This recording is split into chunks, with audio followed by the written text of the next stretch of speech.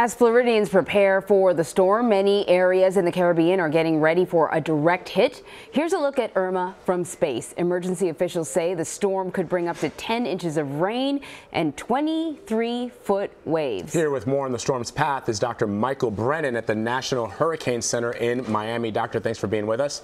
Yeah, good morning. Where is Irma heading right now? Well, right now Irma is about 270 miles east of the island of Antigua in the Caribbean. It's a powerful Category 5 hurricane. We've seen the winds are up now to 175 miles per hour. So during the next day or two, we're expecting the core of Irma to move over near some of the northern Leeward Islands, the Virgin Islands, and near or just north of Puerto Rico. And that's going to bring some catastrophic impacts there in terms of Category 5 winds in the core of the storm, 7 to 11 feet of life-threatening storm surge on those islands, and rainfall amounts of up to 12 inches, especially in mountainous areas.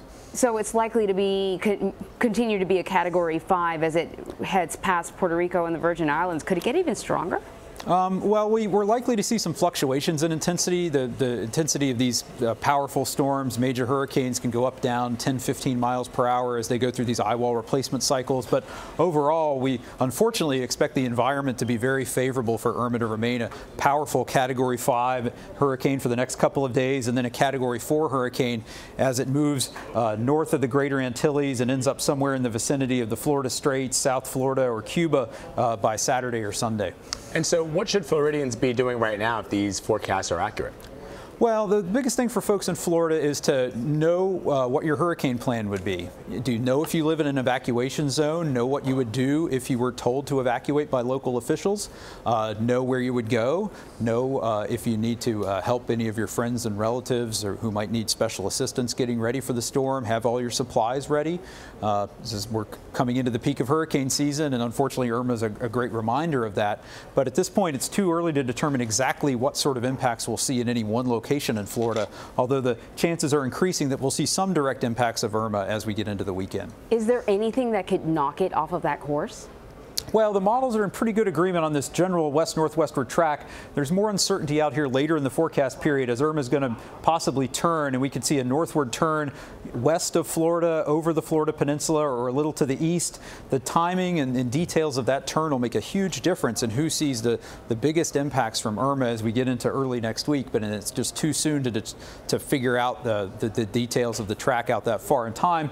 The one thing that could result in a little weaker storm is if Irma moves a little south of our forecast track and moves over Cuba. It could weaken a little bit, but right now we're keeping the storm offshore and expecting Irma to be a powerful Category 4 hurricane into the weekend. And Doctor, before I let you go real quick, last October I covered the devastating aftermath of Hurricane Matthew in Haiti.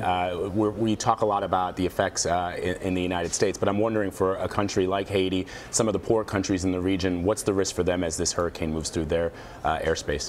Well, there's no watches or warnings out for Haiti yet, but there is a hurricane watch out for the northern coast of the Dominican Republic all the way to the Haiti border. But one of the biggest threats in Haiti is rainfall. There's tremendous erosion, and you can see tremendous flooding and tremendous impacts in that country because of the state of the infrastructure there. So any major hurricane or even a weaker storm in that vicinity is one that causes special concern for those folks.